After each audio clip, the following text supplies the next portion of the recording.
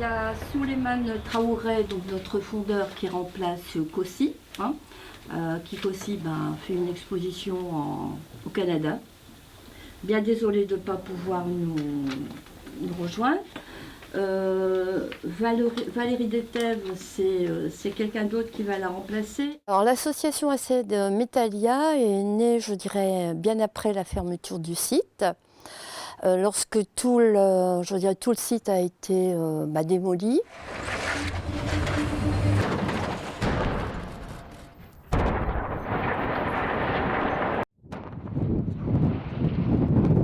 C'était pour nous une façon de pouvoir rendre hommage d'abord à toutes les personnes qui ont travaillé pendant 109 ans. J'étais le trésorier de l'association Cœur de Fondeur et il y avait un appel au niveau de la mémoire. La vocation de Cœur de Fondeur, on la connaît, c'était la justice, l'aide aux personnes qui ont été licenciées, etc. C'est donc une entité différente. Nous, ce qu'on a voulu, c'est un peu parler de la mémoire des gens. Ce qu'on ne voulait pas, c'est qu'il y ait une simple plaque qui rappelait les 109 ans de la métallurgie sur le territoire. Au vu des personnes que l'on a rencontrées lorsqu'on a décidé de créer ACED Metalia, on a décidé que l'association allait avoir 4 thèmes, donc l'avenir, la mémoire, l'imaginaire et l'éducation. Donc moi ça m'a plu, c'était une aventure que j'ai voulu, qui me plaisait au départ et voilà, je suis resté, ça fait déjà 13 ans. Donc, et des contrats de location pour les maquettes et le planétarium également. On a accepté des devis pour le gardiennage de nuit autour du village métal. Recruter, ça n'a pas été difficile.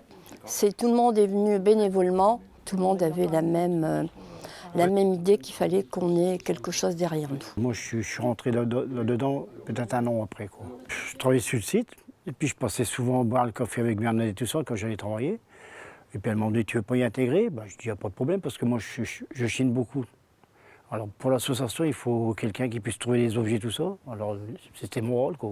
Surtout essayer de comprendre qu'on n'est pas des nostalgiques, bien au contraire. On ne fait pas de la métallurgie Métal Europe, que Métal Europe pour nous c'est déjà bien loin.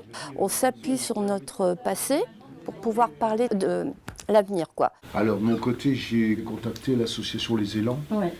Et on va avoir de la main-d'œuvre de ce côté-là, ils sont beaucoup plus. Quand on a créé l'association, on a rencontré d'autres associations, on a rencontré des gens qui nous ont conseillés. Et puis on s'est dit, tiens, il faudrait nous faire connaître quand même sur le territoire, faire connaître notre histoire, mais aussi voir un peu comment on pourrait intégrer le futur. Alors on a décidé avec une équipe de créer les Journées Metalia. Les premières, il y a 9 ans, ça a été aux Journées du patrimoine.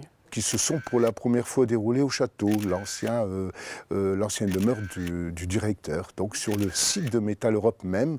Et puis après, on a dit, on va faire ça à l'extérieur.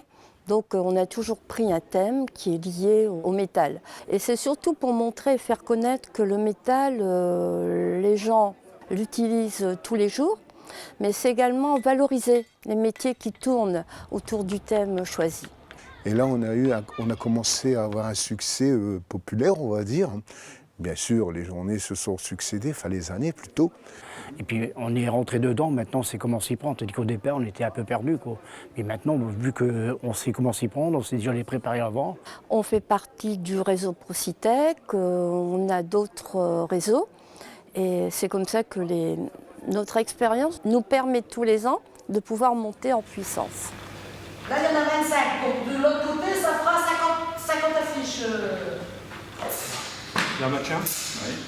Qu'est-ce qu'ils ont mis dans les personnages?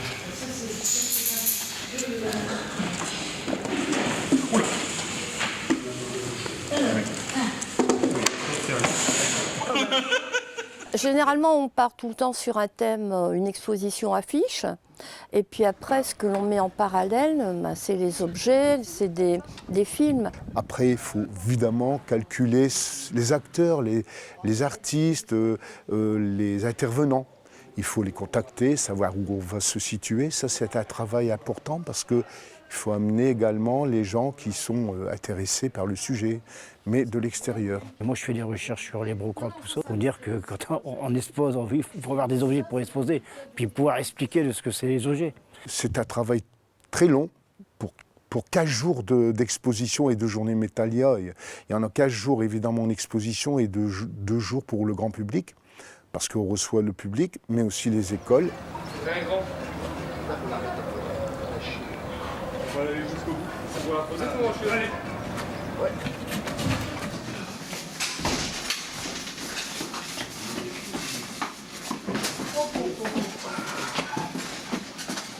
On a, on va dire, nos petites mains, comme on va dire, c'est ceux qui préparent l'exposition, les salles. On a besoin de temps en temps du service extérieur mis à la disposition des villes, mais la majorité du montage sont faits par l'équipe de Métallia.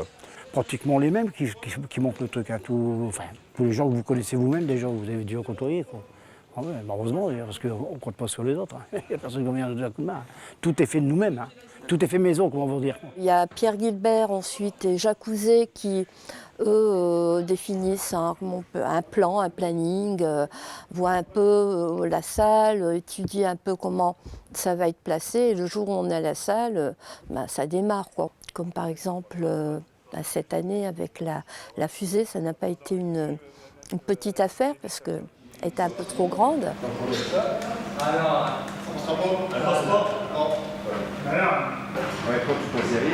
On a généralement la salle de lundi, il faut que ce soit prêt pour le vendredi. Hein. Donc on a les 4 jours, 5 jours.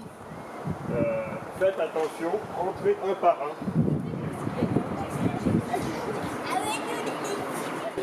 Donc, vous allez vous asseoir.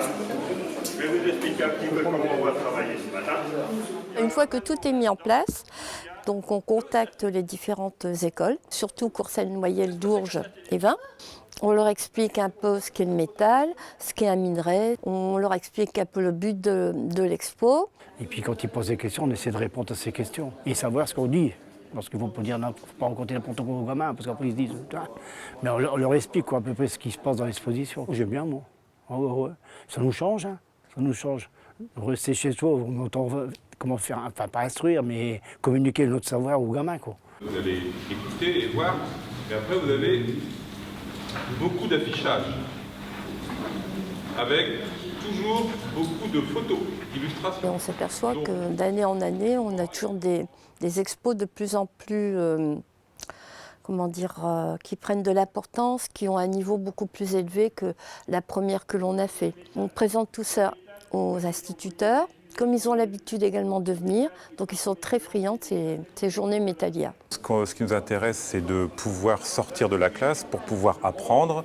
Et donc, ça développe chez les enfants une autre attitude de spectateur, d'aller dans une exposition pour chercher des informations et que ça ne soit pas quelque chose qui soit dite toujours par le professeur. Donc, en général, l'association nous envoie le sujet de l'exposition, une maquette, et puis ensuite, nous, on présente dans les grandes lignes ce que l'on va y voir, et on reste assez vague sur le sujet pour que justement les enfants puissent chercher tout ce qu'ils ont besoin pendant l'exposition. Le groupe 1, le planétarium, c'est donc là derrière. Il va y avoir ici, par exemple, une séance de planétarium. Il y a une séance vidéo, et puis après, il y a toute une recherche de lecture, d'affiches. Et donc forcément, à partir du moment où on agit, on apprend beaucoup mieux. Pour moi, mais c'est la transmission, ça c'est déjà ça. Les enfants, c'est un signe de reconnaissance, je vais dire, beaucoup plus grand que les anciens ont vécu, ils connaissent notre histoire, le passé, là. Mais nous, ce qu'on veut, c'est parler de demain. Allez, ça y est. Et la fauteuil qui est adapté pour qu'elle grandit à la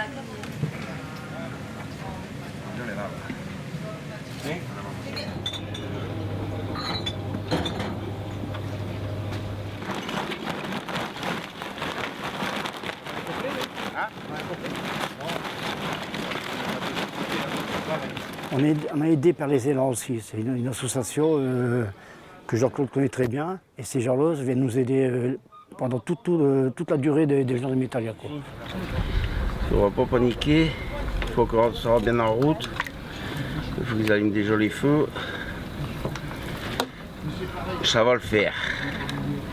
Ils viennent compléter l'équipe en place.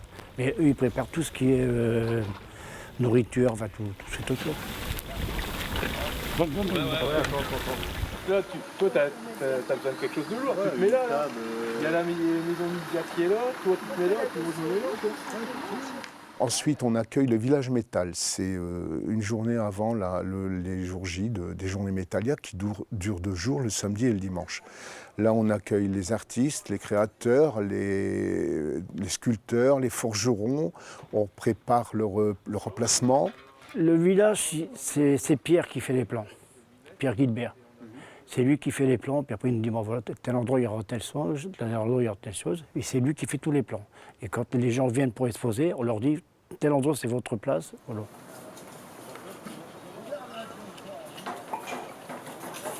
L'idée pour moi, c'est d'investir des lieux de mémoire du territoire, ou d'autres territoires, mais pour l'instant je me concentre sur ce territoire-là.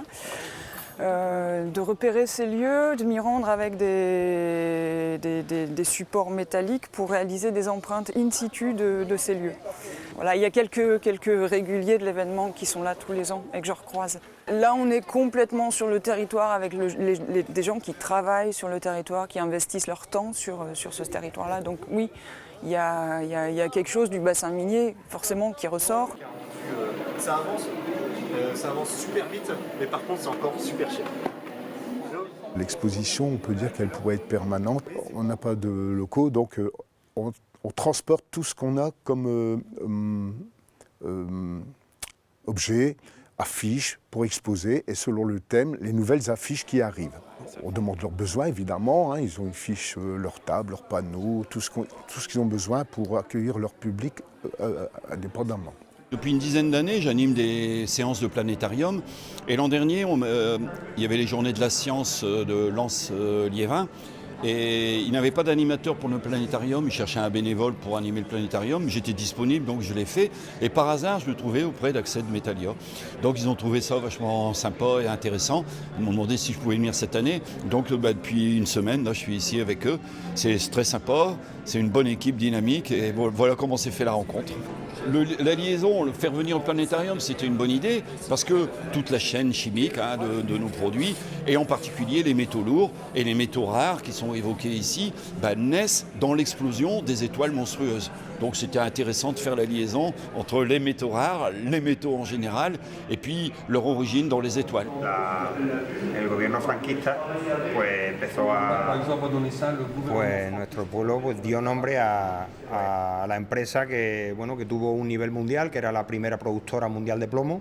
Vine a un congreso a Roubaix con la asociación Non-Lié y me preguntaron que de dónde venía.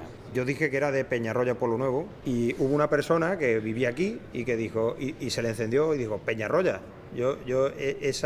ese nombre lo conozco.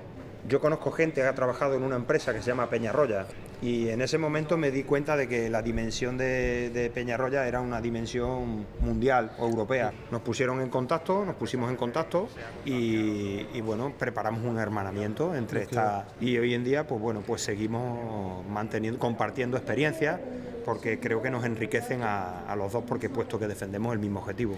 La maison Misiac, ce qu'on fait également, c'est valoriser les métiers de la métallurgie, donc la maison Misiac.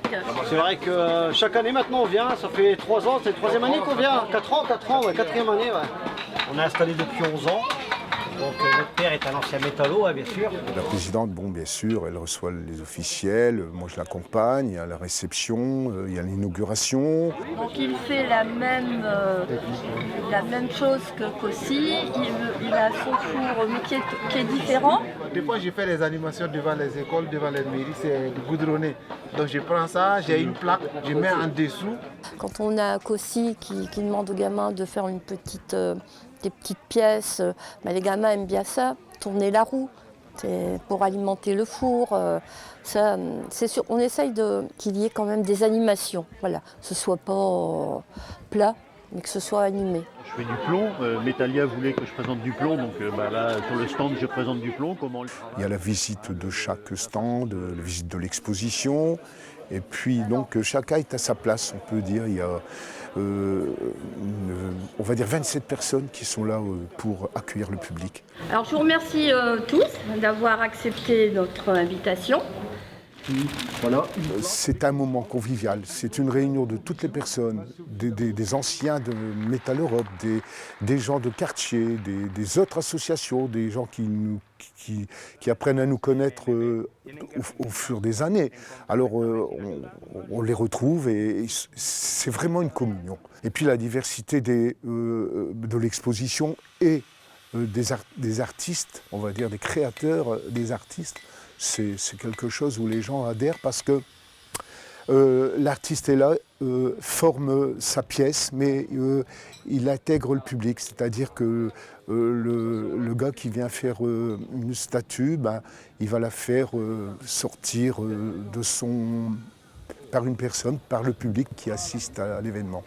Quand je passe à travers les stands, j'ai toujours un peu je suis un peu épaté à chaque fois. Il y a toujours un nombre de gens qui participent à l'événement et qui s'impliquent à découvrir l'œuvre qui va sortir d'un moule ou qui va être forgé. Fais-le peut-être juste, tu sais, pour commencer, avec tes doigts. Comme ça, tu sens bien ce qu'il y a en dessous, tu appuies bien, tu commences à prendre la feuille. Comme ça, après, tu n'es pas obligé d'appuyer. Alors, ce qu'on voudrait surtout faire passer à travers toutes ces journées Metalia, c'est ce qu'un centre tel que Metalia pourrait être mis en place, ce qu'il pourrait donner. Des expositions temporaires, des animations, qu'elles soient à l'intérieur ou à l'extérieur. Je pense que ça a un sens sur les territoires, un vrai sens.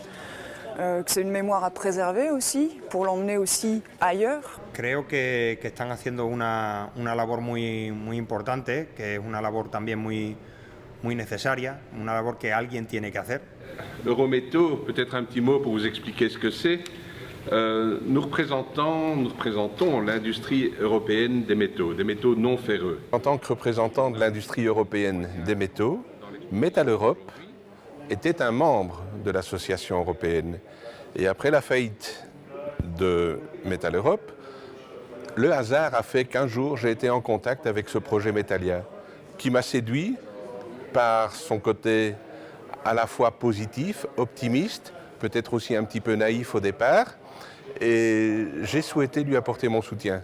Je vois beaucoup de personnalités qui me disent « votre projet il est bon, il est fiable, bien sûr, il est fiable, mais il faut le faire sortir de terre et c'est ce qu'on veut maintenant, un centre, quelque chose d'endure pour avoir notre identité. » Je pense que c'est une très bonne idée parce qu'ils font un travail très intéressant d'éducation aussi auprès des enfants, d'éveil sur des métiers de l'avenir. Nous, on est complètement en accord avec ça puisque plus il y aura de lieux dédiés à la culture et où les enfants pourront se renseigner sur l'histoire locale, forcément, ça sera beaucoup. Pour nous, ça sera plus intéressant déjà de venir et de pouvoir apprendre autrement. Je pense que sans des Bernadette, sans des amis des métaux comme elle a réussi à mettre en place autour d'elle, ce projet n'aurait jamais pu tenir jusqu'à aujourd'hui. Donc si il est là aujourd'hui avec toute l'activité qu'on voit autour et toute cette capacité de mobiliser des gens, que ce soit les écoles, mais que ce soit aussi les élus, mais sans les gens, Metalia n'existerait plus aujourd'hui. Donc ça veut dire que les gens ont réussi à faire fructifier une bonne graine et maintenant, je pense qu'on est tous avec un rôle à jouer pour que cette graine devienne un bel arbre.